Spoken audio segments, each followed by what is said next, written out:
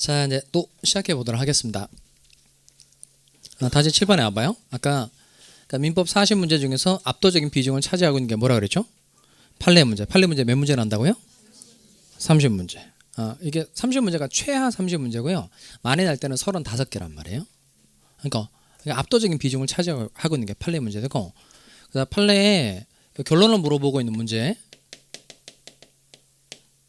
가 있고, 다음 판례를 요즘에 가불병 사례로 내는 문제가 있는데요. 아까 판례 문제가 30문제라 그랬죠.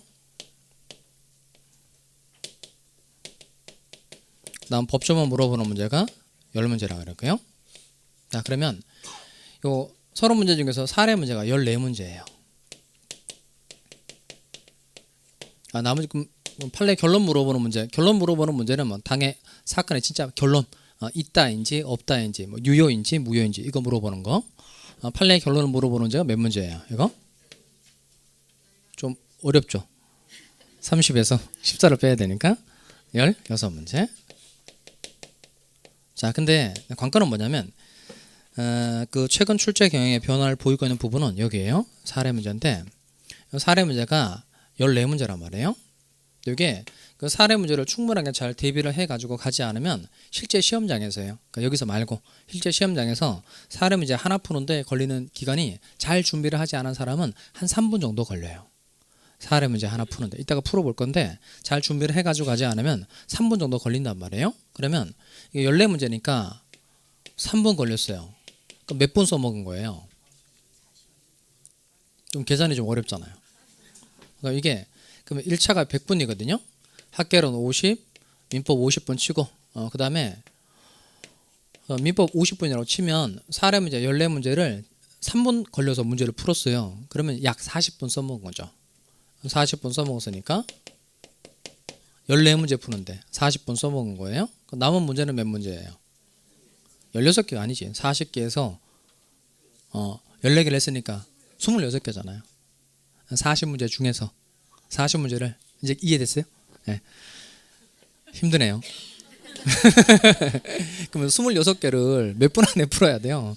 마킹하는 거 다 잡아먹는다고 10분 안에 풀어야 되잖아요. 이거 가능해요? 불가능해요? 불가능하죠. 불가능. 그러면 이 거꾸로 또 사례 문제를 제끼는 것도 생각할 수 있잖아요. 어차피 사례 문제가 푸는데 시간 많이 걸리고 그러면 사례 문제를 아예 제낄 수도 있죠.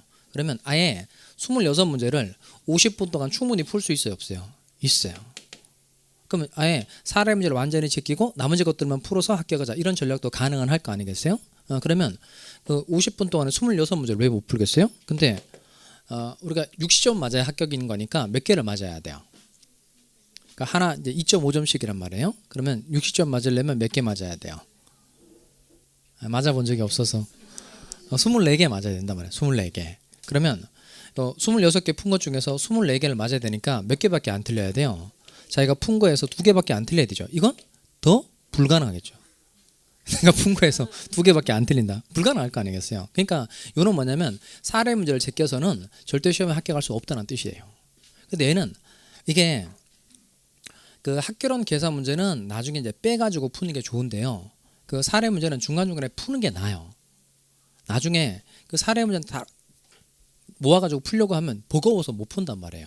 근데 사례 문제는 또 제 강의처럼 이렇게 사례 형태로 잘 공부를 해가지고 간 사람은 3분 아니라 1분 안에 충분히 풀어갈 수 있단 말이에요. 그러니까 시험 합격의 관건은 이 사례 문제 14개를 시험장에서 얼만큼 정확하게 잘 풀어내느냐가 관건인 거예요. 아까 제가 법조문 10개 중에서 몇 개 이상 맞아야 된다 그랬죠? 7개 이상 득점해야 되고, 그다음 사례 문제는 이건 정확하게 7개 이상은 득점을 해줘야 돼요. 이게 필요 최소한의 개수예요. 7개 이상은 맞아줘야 돼요. 7개 이상. 그다음 요 판례 결론을 물어보는 문제는 비교적 그래도 쉬워요. 얘는 이제 한 10문제 이상 건져줘야 돼요. 그럼 여기서 7개 이상, 여기 7개 이상, 10문제니까 이거 다 합하면 몇 개죠? 24개죠. 24개 이상. 그러니까 여기서 한두 개 더 맞으면 몇 점 나올까요? 65점 되네. 65점. 그럼 몇 점? 5점 남으니까 학교론에 꽂을 수 있는 거죠. 그러니까 관건은 요거예요. 최근 시험에 합격에 당락을 좌지우지하는 건 판례 중에서 뭘 잘 푸는 거예요? 사례를 잘 푸는 거예요. 사례. 한번 풀어봅시다. 자료 있죠. 자, 강의 교환 요 43번 문제인데요. 일단 문제만 읽어보세요. 문제만.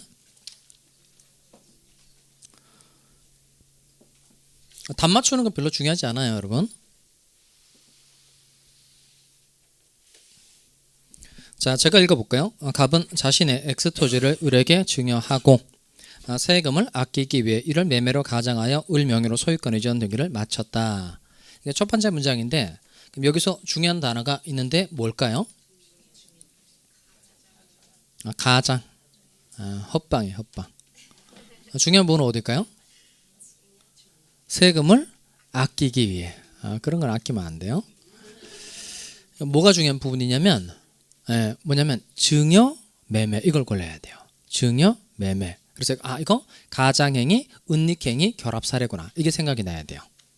좀 이따 설명하도록 하고요. 일단 중요한 키워드가 있다는 거예요. 그러니까 이게 그 객관식 문제를 많이 풀어본 사람은 이런 형태의 문제를 만나면 이거 증여하고 매매가 결합된 사례구나. 금방 이제 눈치를 챌 수 있단 말이에요. 그러니까 이렇게 사례를 읽어보고 법적인 논점을 찾는 게 일단 급선무예요.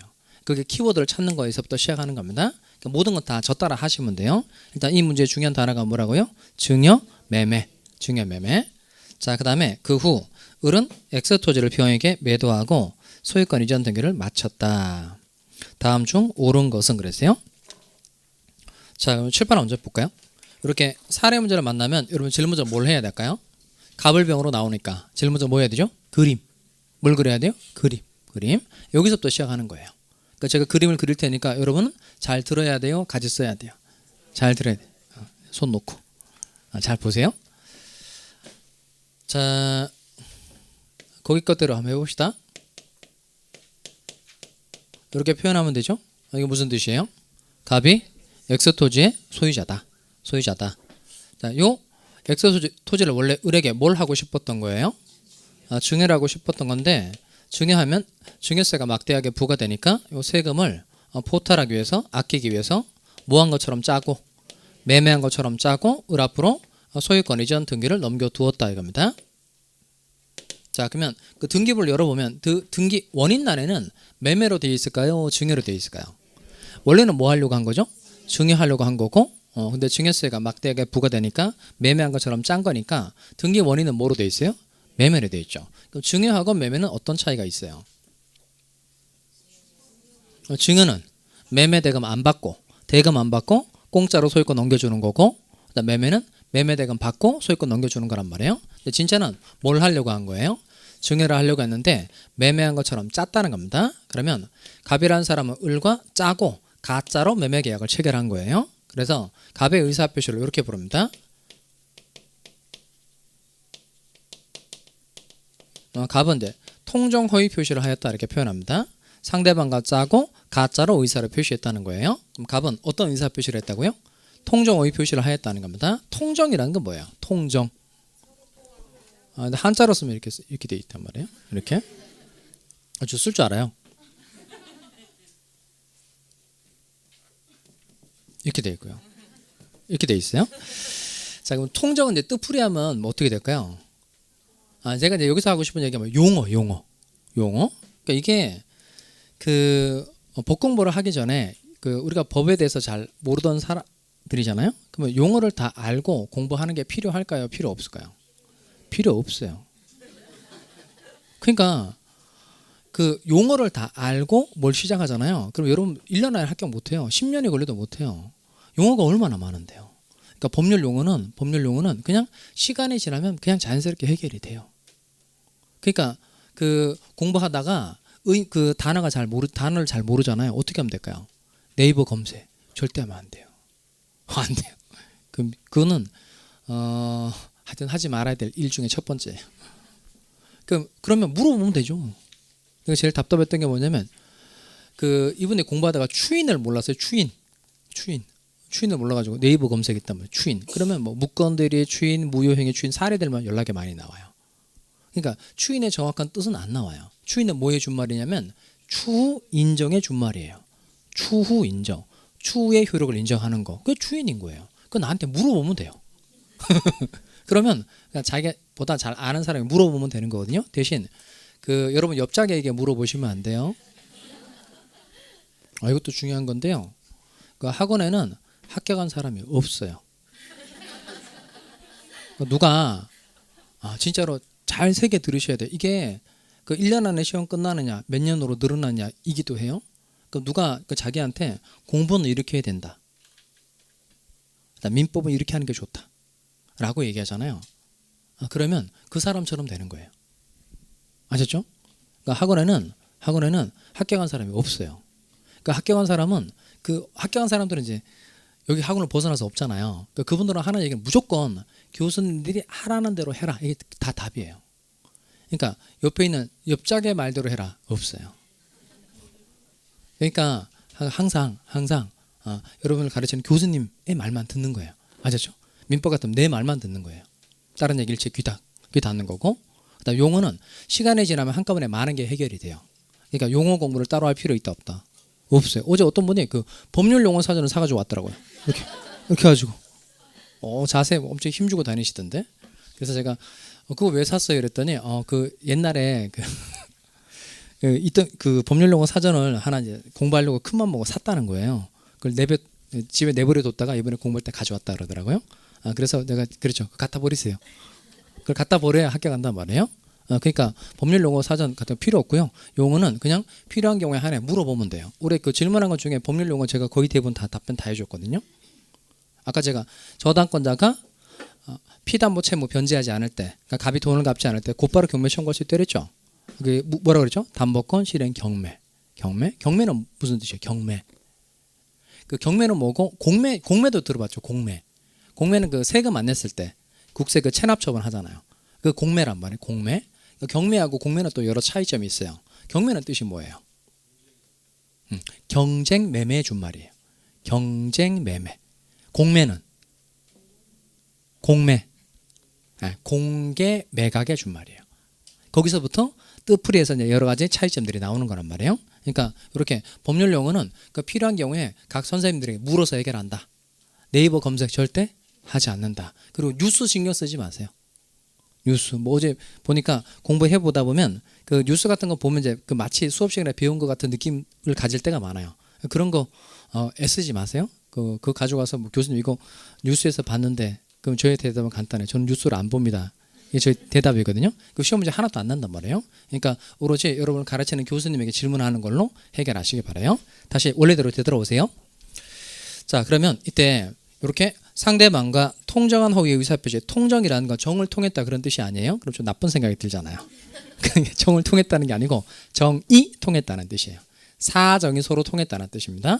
사정이 서로 통했다. 이게 통정의 뜻이에요. 그러면 갑 요 사람이 을과 매매한 것처럼 짜자라고 청약을 했어요. 그러면 사정이 서로 통해야 되니까 을이라는 사람이 그래 좋다라고 승낙을 해줘야 돼요. 매매한 것처럼 짜자라고 뭘 한 것에 대해서 청약을 한 것에 대해서 을에 뭐가 있어야 승낙이라는 게 있어야 통정허위 표시가 되는 겁니다. 그 다음에 이 통정허위 표시에 기해서 이루어진 법률 행위를 이 용어도 잘 기억합니다. 이거 무슨 행위라고 한다? 가장행위라고 그래요. 다시 통정허위 표시에 기해서 이루어진 법률 행위를 뭐라고 한다? 가장행위라고 그래요. 그럼 매매한 것처럼 짰다. 그럼 뭐가 될까요? 가장 매매. 아까 돈 빌려주는 계약 이름 뭐였죠? 금전 소비대차였죠. 그러니까 돈 빌려준 것처럼 짰다. 그럼 뭐가 되는 거죠? 가장 금전 소비대차 계약. 저당권 설정해 준 것처럼 짰다. 그럼 뭐가 될까요? 가장 저당권 설정 계약 이렇게 부른다는 겁니다. 다시 허위 표시에 기해서 이루어진 법률 행위를 뭐라고 한다? 가장행위 이렇게 표현한다는 겁니다. 그 다음에 요 허위 표시에 대해서 규정하고 있는 법조문이 108조예요. 1항하고 2항으로 되어 있는데 먼저 1항 상대방과 통정한 허위의 의사표시는 무효로 한다 이렇게 되어 있어요. 상대방과 짜고 거짓으로 한 의사표시는 뭐로 한다? 무효로 한다는 겁니다. 그 다음에 2항 전항의 의사표시의 무효는 선의의 제3자에게 대항하지 못한다 이렇게 되어 있어요. 108조는 이제 이렇게 외우는 겁니다. 통정무선이에요. 상대방과 통정한 허위의 의사표시는 뭐로 한다? 무효로 한다. 그 다음 무효로서 누구에게 대항하지 못한다? 선의의 제3자에게 대항하지 못한다는 겁니다.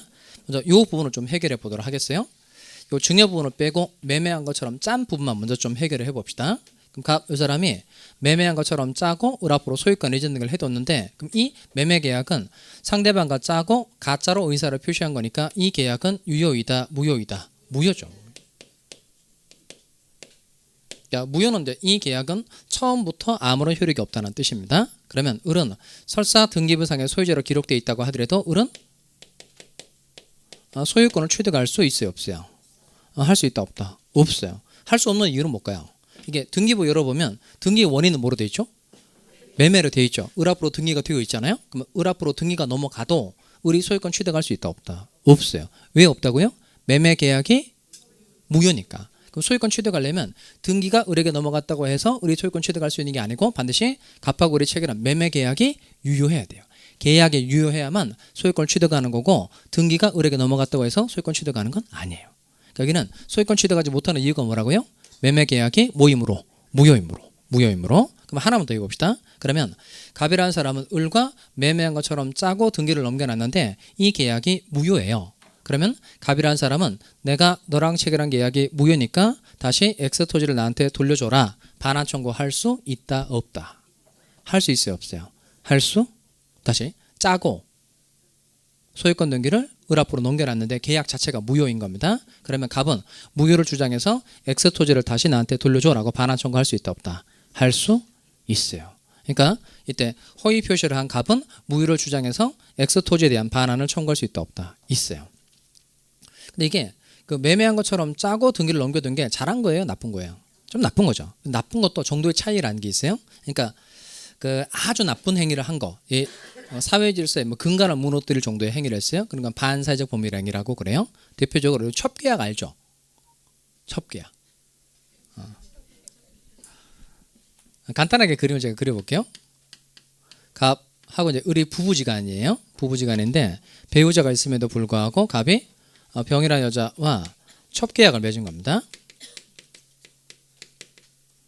첩계약을 맺고 이제 자기가 가지고 있는 건물을 이제 첩한테 이제 소유권 이전해줬어요. 증여해준 겁니다. 바람 피우고 뭐 사람 차리고 뭐 이런 거 생각하시면 되겠어요. 자, 그러면 이때 이 첩계약은 내용이 좋아요, 안 좋아요? 안 좋죠. 이런 건 이제 사회 질서의 근간을 무너뜨린다고 해서 이건 반사회적 범죄행위라고 그래요. 이 계약은 유효, 무효? 무효. 그다음에 요 첩계약을 하고 누가 누구한테 뭘 준 거죠? 갑이 병한테 건물을 증여해 준 거죠. 그러니까 이런 건 6자로요. 불법 원인 급여라고 그래요. 반사회적 법률행위에 기초해서 다른 사람에게 물건을 주는 걸 불법 원인 급여라고 그래요. 그러면 첩계약이 무효니까 갑은 무효를 주장해서 내가 너한테 주었던 이 건물을 다시 나한테 돌려줘라. 반환 청구할 수 있다, 없다?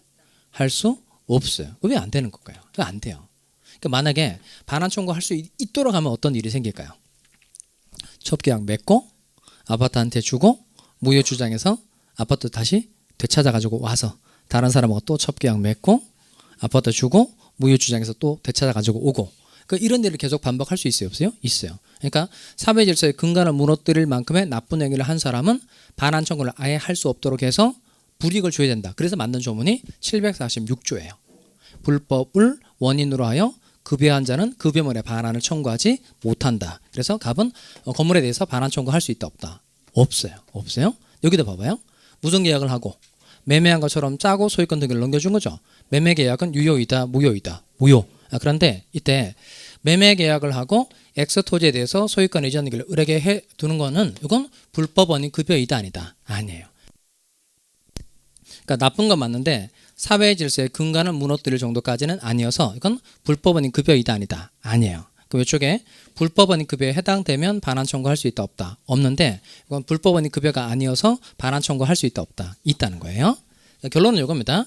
그러니까 매매한 것처럼 짜고 등기를 을 앞으로 넘겨놔도 이 계약 자체가 무효이어서 을은 소유권 취득할 수 있다, 없다? 없다. 그 다음 X 토지에 대한 소유권을 을에게 넘겨주는 게 불법 원인 급여가 아니어서 갑은 무효를 주장해서 X 토지에 대한 반환을 청구할 수 있다, 없다? 있어요. 그다음 두 번째 문장 볼까요?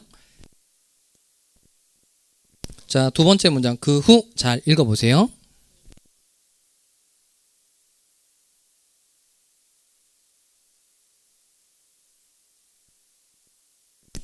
거기 누가 나와요? 병이 나오죠. 병을 어디다 그려야 될까요? 병. 자, 갑은 을한테 팔았죠. 병 어떻게 그리면 될까요? 옆으로 이렇게 그리는 것보다 밑으로 그리는 게 나아요. 그래서 을이 병이라는 사람에게 X 토지를 팔았다는 겁니다. 매매하고 병이라는 사람에게 소유권 이전 등기가 넘어가 있는 상태입니다. 그럼 아까 갑은 통정 허위 표시를 했으니까 갑은 허위 표시를 한 사람이니까 갑의 일은 뭐예요? 이름 붙이는 거 잘 하셔야 됩니다. 갑은 허위 표시를 한 사람이니까 갑의 이름 뭐다? 표의자, 의사 표시를 한 사람이란 뜻이에요. 을의 이름 뭘까요? 의사 표시 반대편에 있는 사람을 뭐라고 표현하죠? 상대방. 병의 이름 뭘까요? 상대방으로부터 새로운 이해관계를 맺은 병을 이렇게 불러요.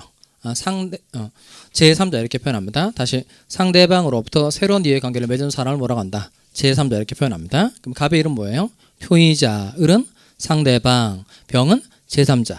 이렇게 의사표시에서 이제 각 당사자 이름이 되는 거예요.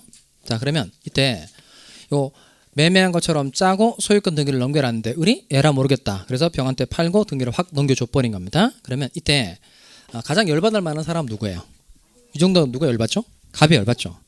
갑, 을한테 매매한 것처럼 짜고 잠깐 등기를 넘겨놨는데 을이 병한테 확 팔아치워버린 거니까 제일 열받는 사람은 누구예요? 갑이죠. 그럼 이때 이 매매 계약이 무효라는 걸 주장해서 엑스토지에 대해서 소유권을 되찾아가지고 오려가는 사람은 당연히 누구예요? 갑. 근데 지금 현재 소유권 등기는 누구 앞으로 가 있죠? 병 앞으로 가 있죠. 그 밑에 갑은 무효를 주장해서 병이라는 사람에게 이 엑스토지를 다시 나한테 돌려줘 이렇게 반환 청구할 수 있다 없다? 할 수 없다. 손 들어보세요. 할 수 없다. 꽤 많네요. 내리시고. 갑은 병한테 반환 청구할 수 있다. 있다. 손 들어보세요. 있다. 내리시고. 없다가 압도적으로 많았어요. 있다가 몇 사람 없었고. 다시 한번 해볼까요? 여기를 잘 찍으셔야 돼요. 다시 한번. 누가 누구한테 팔았죠? 을이 병한테 팔았죠. 등기 누구한테 넘어가 있어요? 병한테 넘어가 있고 당연히 무효 주장에서 엑스토지에 대해서 반환 청구하려고 하는 사람은 당연히 갑이라는 거예요. 그럼 갑은 병이라는 사람에게 엑스토지에 대해서 반환 청구할 수 없다 생각해 보세요. 없다. 들어보세요. 내리시고. 이게 나오면 반환 청구할 수 있다 이렇게 찍어서도 안 되고요. 해설은 제가 해드릴게요. 없다 이렇게 찍으면 도덕은 안 되는 거예요. 그러니까 예를 들면 법조문을 정확하게 잘 기억해야 된단 말이에요. 그래서 내가 만든 게 통정무선이에요. 통정무선. 무효인 건 맞는데 무효로서 누구에게 대항하지 못한다. 선의의 제3자에게 대항하지 못한다는 겁니다. 그러니까 병이 어떤 상태이냐가 매우 중요한 거예요. 병이 예를 들어서 병이 선이에요. 그러면 무효로서 누구에게 대항하지 못한다. 선의의 제3자에게 대항하지 못한다는 겁니다. 밑에 대항하지 못한다는 건 무효의 효과를 주장하지 못한다는 뜻이에요. 무효의 효과라는 게 갑이 을한테 반환 청구할 수 있다는 게 무효의 효과예요. 그러면 무효의 효과를 선의의 제3자에게 대항하지 못한다 그랬으니까 병이 선의이면 반환 청구할 수 있다 없다? 없다는 거고요. 뒤집어 말하면 누구에게는 대항할 수 있다는 거예요? 악의의 제3자에게는 대항할 수 있다는 거죠. 그러니까 병이 악의인 경우에는 무효의 효과를 주장해서 악의의 병에 대해서는 반환 청구할 수 있다 없다? 있다는 거예요. 그럼 선의는 뭐고 악의는 뭐예요? 선의는 뭐죠?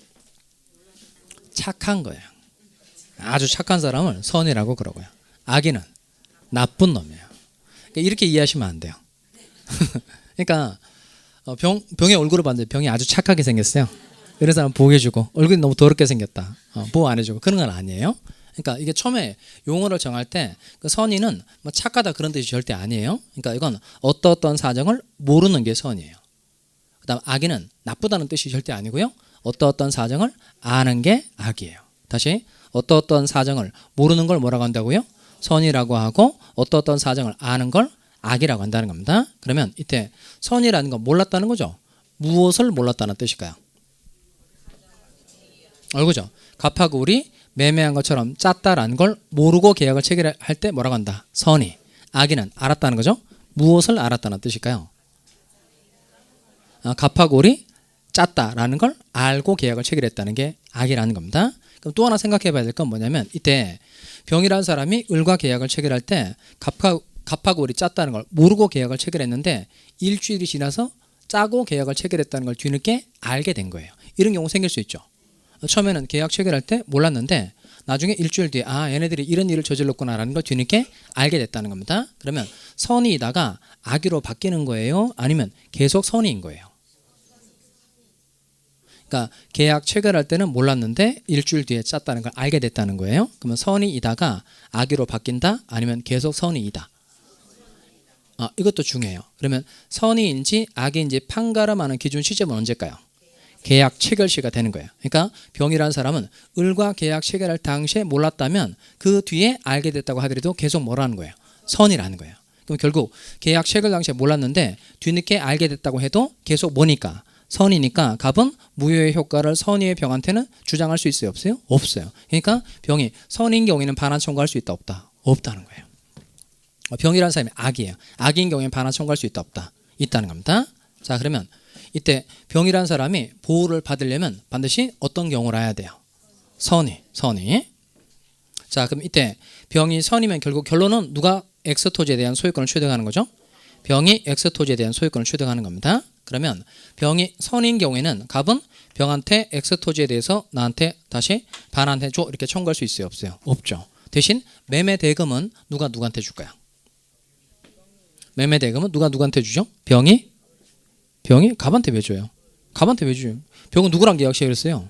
을과 계약을 체결했으니까 병은 누구한테 매매 대금 주죠? 을한테 매매 대금 주죠. 그럼 을은 자기 토지를 판 거예요? 남의 토지를 판 거예요?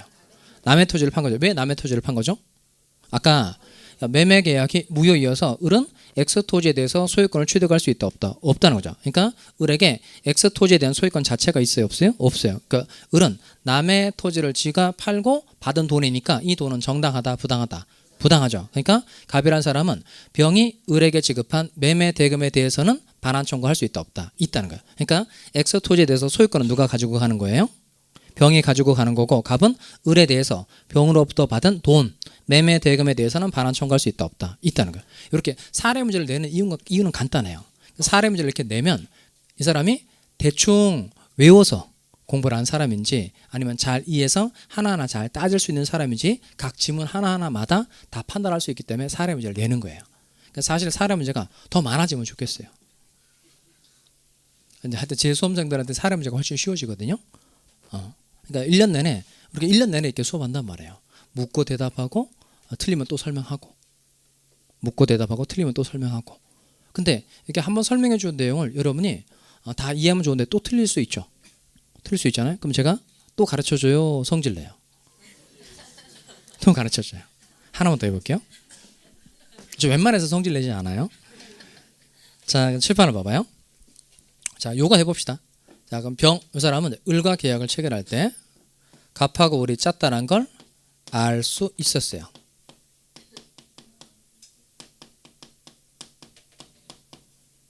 제가 올해 시험 문제 난다 그런데 났어요. 자, 병이라는 사람은 을과 계약을 체결할 때 갑하고 을이 짜고서 이런 얘기를 했다는 걸 알 수 있었던 사람인 거예요. 이러면 갑은 병이라는 사람에게 X토지에 대해서 반환을 청구할 수 있어요? 없어요? 잠깐만. 그러니까 칠판에 다 설명을 다 했단 말이에요. 다 했으니까 이걸 기초로 여러분이 판단을 하셔야 되고요. 자기 마음에 내키는 걸 확 지르고 이렇게 가는 시간은 아니에요. 오늘 뭐 기분 나빠서 확 질러버리고 가는 시간이 아니니까 차근차근 잘 생각해 보세요. 자, 아까 제가 마지막으로 힌트를 드릴게요. 무효로서 누구에게 대항하지 못한다? 선의의 제3자에게 대항하지 못한다. 그 말은 제3자로 보호를 받으면 제3자로서 보호를 받기 위해서는 뭐이면 된다는 거예요. 선의면 다 보호를 해준다는 뜻이에요. 자, 그런데 병이라는 사람은 을과 계약을 체결할 때 갑하고 을이 짰다는 걸 알 수 있었던 사람인 거예요. 그러면 갑은 알 수 있었던 병한테 X토지를 돌려줘 라고 반환 청구할 수 있다? 없다? 근데 여기는 정확하게 잘 기억하셔야 돼요. 이게 우리가 봐도 30비 시험에 또 나온단 말이에요. 왜냐하면 득점률이 낮은 건 출제한 사람이 계속 내기 좋아지거든요. 자, 그럼 여기를 한번 봐봐요. 알 수 있었다 그랬잖아요. 그럼 알 수 있었다는 건 갑하고 을이 짰다는 걸 알았다는 거예요? 몰랐다는 거예요? 알 수 있었다는 건 알았다 몰랐다? 이렇게 공부를 하셔야 돼요. 차근차근 잘 따져서 정확하게 머릿속에 집어넣고 외우는 거예요. 그럼 알 수 있었다는 건 갑하고 을이 짰다는 걸 병이 알았다는 거예요? 몰랐다는 거예요? 알 수도 있고 모를 수도 있고 그런 건 없어요. 알면 아는 거고 모르면 모르는 거지. 그러니까 알 수 있었다는 말은 알았다 몰랐다? 몰랐다는 거예요. 몰랐다. 몰랐는데 주의를 하면 알 수 있었음에도 불구하고 주의를 기울이지 않았다는 뜻인 거예요. 그러니까 알 수 있었다는 건 일단 알았다 몰랐다를 뭐라고 표현하죠? 선의. 몰랐는데 주의를 하면 알 수 있었음에도 불구하고 주의를 기울이지 않은 거니까 선의이지만 뭐가 있다? 과실이 있다는 겁니다. 근데 아까 108조 2항을 보니까 무효로서 선의 무과실의 제3자에게 대항하지 못한다. 이렇게 안 돼 있다 그랬죠. 무효로서 누구에게 대항하지 못한다. 선의의 제3자에게 대항하지 못한다. 이렇게 돼 있단 말이에요. 그러니까 그 말은 제3자로 보호를 받기 위해서는 그냥 모이면 되고 선의면 되고 무과실까지는 필요하다. 필요 없다. 필요 없다는 거예요. 그냥 선의이기만 하면 보호를 해준다는 거예요. 그러면 무과실까지는 필요 없다. 이 말은 선의이기만 하면 설사 뭐가 있어도 과실이 있어도 보호를 해준다 안 해준다? 해준다는 거예요. 해주니까 병이라는 사람이 X 토지에 대해서 소유권 취득해요? 취득하지 못해요? 취득하죠. 얘가 소유권 취득하잖아요. 소유권 취득하니까 갑이라는 사람은 병한테 X 토지에 대해서 반환 청구할 수 있다 없다? 없다가 되죠. 그럼 이따를 찍으면 돼요? 안 돼요? 안 되죠. 그럼 골로 가는 거예요. 이렇게 한번 실수한 내용은 다시 안 틀리게 잘 정리를 해두는 거예요. 대신 이런 내용들은 뭐 무척 많을 거예요. 대신 제가 한번 설명을 하고 여러분을 차근차근 지금 잘 이해시켜 드렸잖아요. 그럼 다음에 또 틀리면 내가 또 설명을 해준다. 바로 성질 내고 나간다. 설명을 해. 끝까지. 어떤 것들은 5번 한 것도 있고 어떤 건 진짜 100몇 번 한 것도 있어요. 그러니까 하여튼 시험 때까지 끝까지 잘 가르쳐 줄 테니까 잘 따라오시기 바랍니다. 자, 그럼 정리를 해봅시다. 자, 이렇게 허위 표시에 기해서 이루어진 법률행위를 뭐라고 한다고요? 가장행위라고 하고 가장행위의 경우에 상대방과 통정한 허위의 의사표시는 뭐로 한다? 무효로 한다. 그리고 무효로서 누구에게 대항하지 못한다. 선의의 제3자에게 대항하지 못한다는 겁니다. 밑에 결론은 요거예요. 자, 허위 표시의 경우에 가장행위의 경우에는 이 계약 자체가 무효이어서 을은 소유권 취득할 수 있다 없다? 없다. 그 다음 제3자는 반드시 어떤 경우라야 소유권 취득하는 거예요? 선의인 경우라야 소유권 취득한다는 겁니다. 이게 일반적인 가장행위 사례인 거예요. 일반적인 가장행위 사례. 그러니까 일반적인 가장행위 사례의 경우에는 상대방은 소유권을 취득할 수 없고 제3자는 선의면 소유권을 가져간다는 게 결론이에요. 근데 이 사례 문제는 43번 문제는 그냥 일반적인 가장행위 사례가 아니고 앞에 뭐가 있었죠? 갑은 을에게 뭘 하려고 한 거예요? 증여하려고 했다는 겁니다. 그러니까 원래는 뭘 하려고 한 거예요? 증여하려고 한 겁니다. 그럼 이렇게 허위 표시에 기해서 이루어진 법률행위를 아까 뭐라고 표현한다 그랬죠? 가장행위라고 한다 그랬죠? 그럼 이 가장행위 속에 숨겨져 있는 행위는 이렇게 말합니다. 가장행위 속에 숨겨져 있는 행위라고 해서 이건 무슨 행위? 은닉행위라고 그래요. 숨겨져 있는 행위라고 해서 무슨 행위? 은닉행위. 그럼 이때 매매계약은 무효이지만 요 증여계약은 은닉행위고 은닉행위로서 요건을 갖추면 그냥 유효해요. 근데 증여는 뭐 별다른 계약에 유효가 되기 위해서 필요한 요건이 없어요. 그냥 의사표시 합치만 있으면 돼요. 내가 소유권 넘겨줄게. 그래 좋다라고 합의만 하면 계약 자체가 그냥 유효하게 되는 겁니다. 그러면 매매계약은 유효예요? 무효예요? 무효. 증여계약은 유효 무효? 유효. 그러면 을이 소유권 취득하는 거예요? 못하는 거예요? 그러니까 매매계약은 무효이어서 을이 소유권 취득 못하죠. 근데 증여계약은 아까 봤듯이 유효라는 거예요. 그럼 증여계약은 유효니까 을이 소유권 취득하는 거잖아요. 그러면 결국 소유권 취득하는 거예요? 못하는 거예요? 할 수도 있고 못할 수도 있는 거예요. 세모? 그런 건 없어요. 소유권 취득하면 O, 안 되면 X, 세모는 없단 말이에요. 소유권 취득하는 거예요? 못하는 거예요? 취득한다는 거죠. 왜 취득하는 걸까요? 이때 써먹는 표현이 있는데요. 이게 실체적 권리관계에 부합한다는 거예요. 뭐냐면 지금 요 등기 원인은 지금 뭐로 돼 있죠? 편안하게 네 개대로 잘 따라오세요. 등기 원인은 뭐로 돼 있어요? 매매로 돼 있잖아요. 그러니까 실제 한 건 매매가 아니죠. 그러니까 등기가 원래는 한류관계 증여니까 등기가 물권행위와 합치되지가 않아요. 그러니까 이 등기는 원래는 유효이다, 무효이다, 무효. 그런데 이 사람들은 뭘 하려고 한 거죠? 증여를 하려고 한 거니까 실제로 소유권을 을에게 넘겨줄 의사가 있었다 없었다? 있었다. 그러니까 이 등기가 원래는 무효이지만 실체적 권리관계에 부합한다는 거예요. 당사자 사이에 소유권 이전에 의사가 있었으니까 이 등기는 유효이다, 무효이다? 유효하니까 결국 을은 소유권 취득한다, 취득하지 못한다? 취득한다는 거예요. 그럼 취득하니까 을이 병이라는 사람에게 되팔았을 때 병은 어떤 경우에 소유권 취득할까요? 그러니까 가장행위의 경우에는 을이 소유권 취득을 못하니까 108조 2항에 따라서 선의라에 소유권 취득할 수 있었는데 여기는 가장행위, 은닉행위 결합 사례의 경우에는 을이 소유권 취득하죠. 그 을에게 소유권이 있으니까 병이라는 사람은 선이든 악이든 불문하고 다 소유권을 취득할 수 있다 없다? 있다는 거예요. 이게 결론이에요. 그러니까 일반적인 가장행위 사례의 경우에는 병이 선의라에 소유권을 취득하지만 가장행위, 은닉행위 사례의 경우에는 누구에게 소유권이 있으니까 상대방에게 소유권이 있으니까 제3자는 항상 소유권 취득할 수 있다 없다? 있다. 이게 결론이에요. 자, 그럼 사례 해결을 해봅시다. 자, 기억 선택지에 가세요. 기억. 박스 잘 따라오세요. 자, 갑과 을 사이에 매매 계약은 무효이다. 맞죠? 써볼까요? 매매 계약 왜 무효이죠? 거기다 뭘 써야 돼요? 왜 무효죠? 그거 쓰면 되죠. 요거 쓰면 돼요. 왜 무효이다?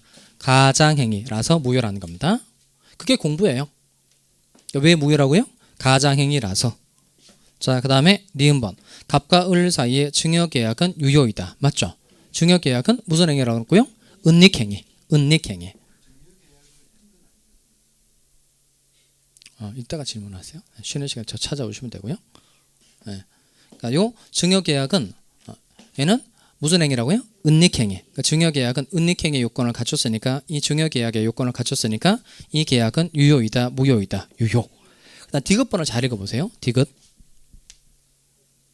자, 갑은 병에게 X토지의 소유권 이전 등기 말소를 청구할 수 없다. 아까 가장행위, 은닉행위 사례의 경우에는 누가 소유권 취득한다 그랬죠? 을이 소유권 취득하니까 병은 선의 약이 불문하고 다 소유권 취득할 수 있어요? 없어요? 있죠. 그러니까 병이라는 사람은 완벽히 X토지에 대해서 소유권을 취득하는 거니까 갑은 병이라는 사람에게 등기를 말소하라, X토지를 나한테 반환하라 이렇게 청구할 수 있어요? 없어요? 없죠. 그러니까 디귿도 O예요? X예요? O. 리을번 읽어보세요. 리을번. 이거 30회 때 또 시험 문제 나올 내용입니다. 자, 병이 갑과 을 사이에 증여계약이 체결된 사실을 알지 못한 데에 뭐가 있다? 과실이 있다는 겁니다. 그러니까 증여계약이 체결된 사실을 알지 못했다. 그 말이 결국 가장매매였다는 걸 몰랐다는 뜻이에요. 그러니까 몰랐다는 게 뭐예요? 이거 쓰면 되겠죠. 몰랐다 뭐죠? 선의. 그런데 알지 못한 데 뭐가 있다? 과실이 있다는 겁니다. 이걸 설명하는 거예요. 선의이지만 뭐가 있다? 과실이 있다는 겁니다. 그럼 아까 가장행위 사례의 경우에 제3자가 보호를 받기 위해서는 그냥 뭐이면 돼요? 선이면 그냥 소유권 취득한다 그랬죠. 설사 과실이 있다고 하더라도 소유권 취득할 수 있다 없다? 있죠. 그럼 병은 소유권 취득한다 그랬으니까 OX. O. 그럼 옳은 거 고르는 거죠.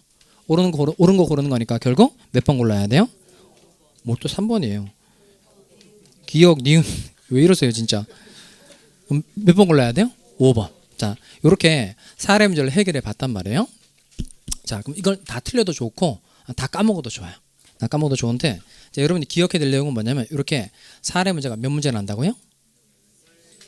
14문제. 그러면 아까 그 62번과 같이 피담보채권의 범위에 속하는 거 속하지 않는 거 찾아봐라. 이런 거 1번 안에 풀 수 있겠죠. 근데 사례 문제는 그 사례 문제를 읽어보고 법적인 논점을 발견하고 그다음 그림 그려놓고 그다음 법조문 대입해서 하나씩 풀어가야 되는 거니까 얘는 시간이 많이 걸리는 거예요. 그러니까 이렇게 사례 문제를 잘 푸는 사람이 30회 때 합격하게 된다는 거예요. 그럼 사례 문제를 잘 풀려면 어떻게 해야 된다고요? 네, 그림을 잘 그려야 되는데 그러면 아까 얘기했던 거하고 똑같아지는 거예요. 수업 시간에 지금 들을 때는 끄떡끄떡 이렇게 하잖아요. 내가 몇 개를 또 물어볼게요. 상대방과 통정한 허위의 의사표시는 취소할 수 있으나 선의의 제3자에게 대항하지 못한다. O예요? X예요? 다시. 상대방과 통정한 허위의 의사표시는 취소할 수 있으나 선의의 제3자에게 대항하지 못한다. OX? O. 이렇게 찍으면 골로 가는 거예요. 취소할 수 있는 게 아니고 무효. 선의의 제3자에게 대항하지 못한다는 건 맞는 거고. 그러니까 항상 이렇게 이것들이 다 집에 가서 차근차근 해보면서 늘게 돼요. 그러니까 통정허위 표시 설명하면서 이거 여러분 집에 가서 써볼 거 아니겠어요? 그럼 내 손으로 통정허위 표시는 무효이거나 이렇게 쓴 거 하고 한 번 듣고 그냥 끝나는 거하고는 많은 차이가 있다는 거죠. 아셨죠? 집에 가서 복습하세요. 그러면 강의 다시 들을 때 이 내용을 기초서의 통정허위 표시를 제가 설명을 해줄 거거든요. 거기다가 자기 손으로 잘 그려두는 거예요. 이게 사례 문제를 잘 푸는 비결이에요. 아셨죠? 자, 여기까지 하고 좀 쉬었다가 진행하도록 하겠습니다.